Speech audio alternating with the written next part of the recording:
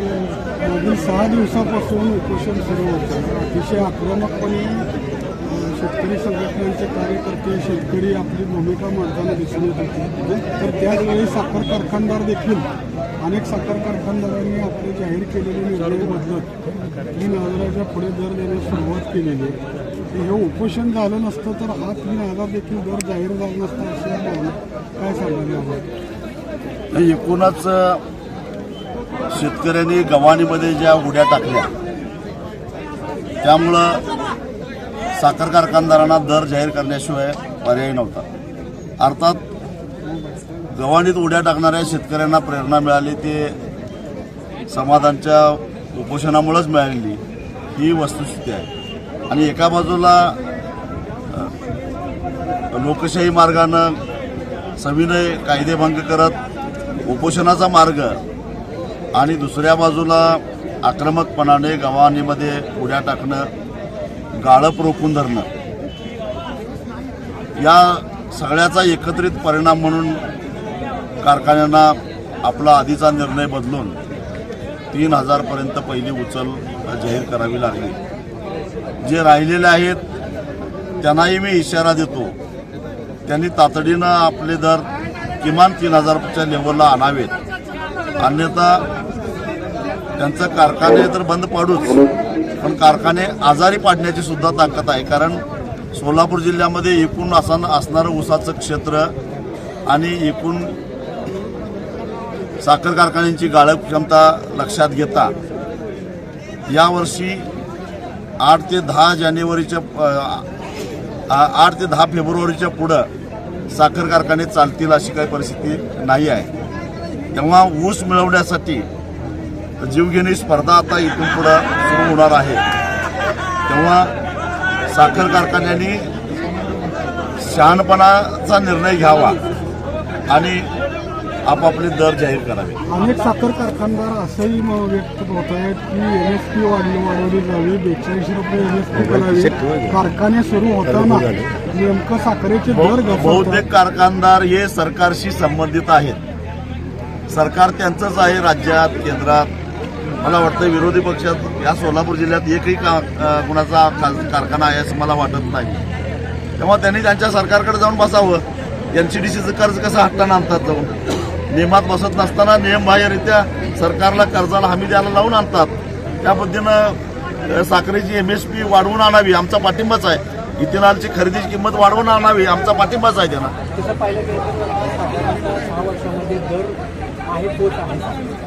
यामध्ये आपण कुठे प्रयत्न करणार आहोत केंद्र सरकार किंवा राज्य सरकार, ज्या पद्धतीने आपण एकंदरीत उलट साखरेचे भाव वाढावेत, इथेनॉलचे खरेदीचे दर वाढावेत, यासाठी कारखानदारांच्या पेक्षा जास्त स्वाभिमानी शेतकरी संघटनाच प्रयत्न करत असते.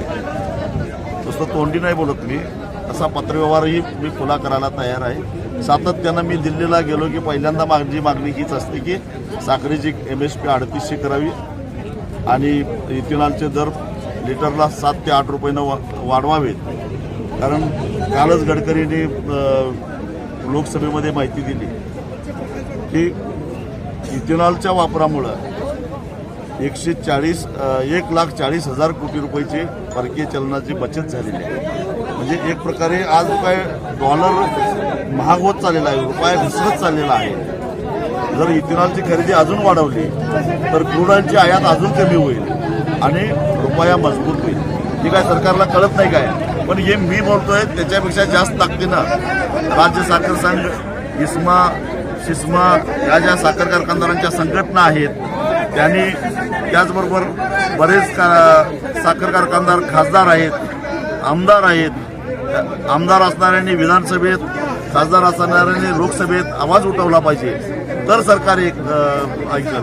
महाराष्ट्रामध्ये आपण ज्या पद्धतीने यशस्वी लढा घेत आहे त्याच अनुषंगाने विदर्भ असेल, मराठवाडा असेल, यामध्ये सोयाबीनचं असेल किंवा कापूस याबाबत कुठे लढा घेताना आत्तापर्यंत दिसून येत नाही.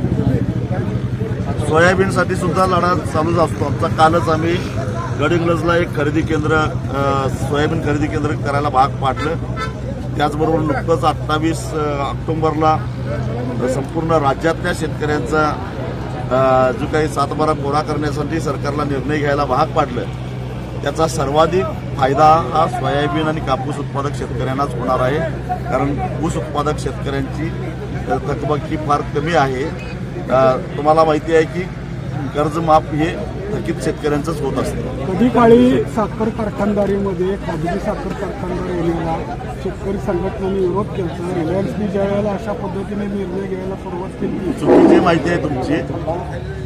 रिलायन्स जेव्हा येऊ पाहत होतं त्यावेळी सर्वाधिक त्याचा पाठिंबा किंवा त्याचं स्वागत करणारे आम्हीच होतो. कारण इथेनॉलमध्ये मोठी क्रांती घडणार होती. त्यावेळी शरद पवार साहेबांनी त्याला कडाडून विरोध केलेला होता, साखर संघाने विरोध केलेला होता.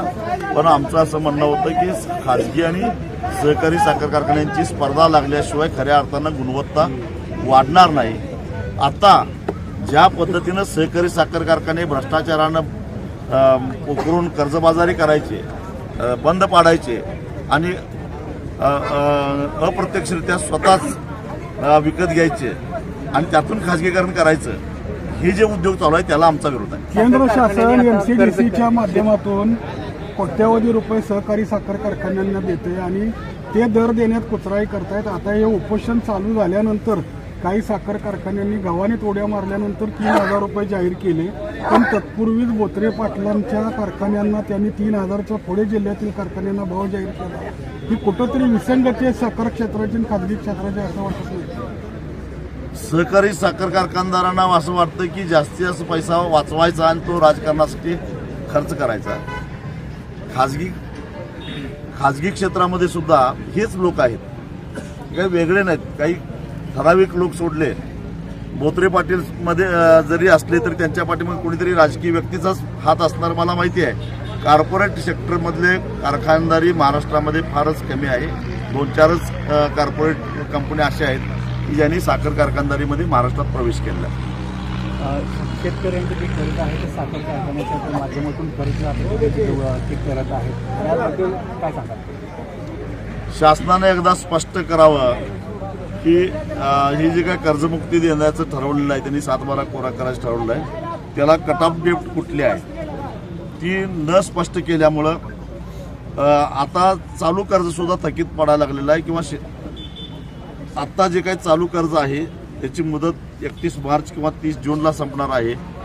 त्या शेतकऱ्यांनी सुद्धा कर्ज थकवण्याची मानसिकता व्हायला लागली आहे. बँका अडचणीत यायला लागल्या आहेत. एकूणच महाराष्ट्राचं कृषी क्षेत्राला पतपुरवठा करणारं आर्थिक क्षेत्रच अडचणीत यायला लागलं आहे. तेव्हा सरकारनंच आपली भूमिका पहिल्यांदा स्पष्ट केली पाहिजे. विधिमंडळ भास्कर जाधवांनी म्हटलं आहे की सरकारचे पॅकेज आहे ते शेतकऱ्यांबाबत ते फसवं आहे.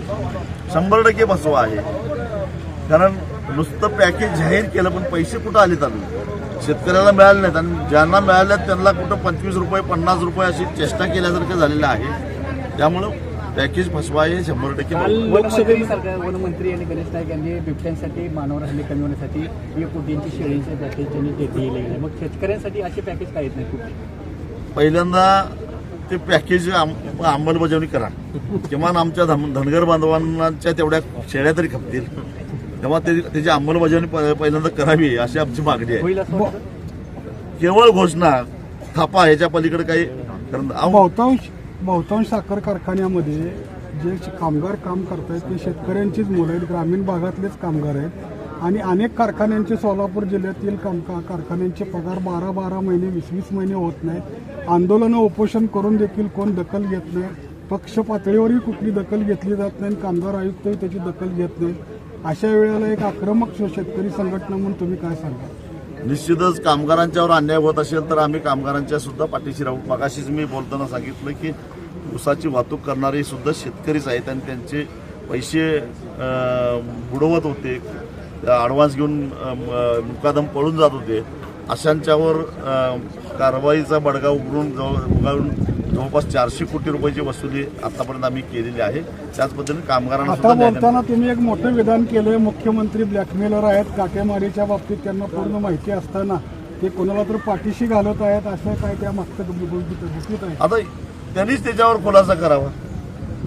तेच सांगत होते, त्यांनीच स्टेटमेंट केलं की तुम्ही काटा मारताय मला माहिती आहे, मुकाट्यानं 15 रुपये याच्यासाठी द्या, पूरग्रस्त आणि अतिवृष्टी कसं मुख्यमंत्री फंडाला द्या, अन्यथा तुमची सगळी काटामारी बाहेर काढेल. पण आता तुम्हाला माहित आहे तर काढा ना. मुहूर्त कशाला बघताय? धन्यवाद.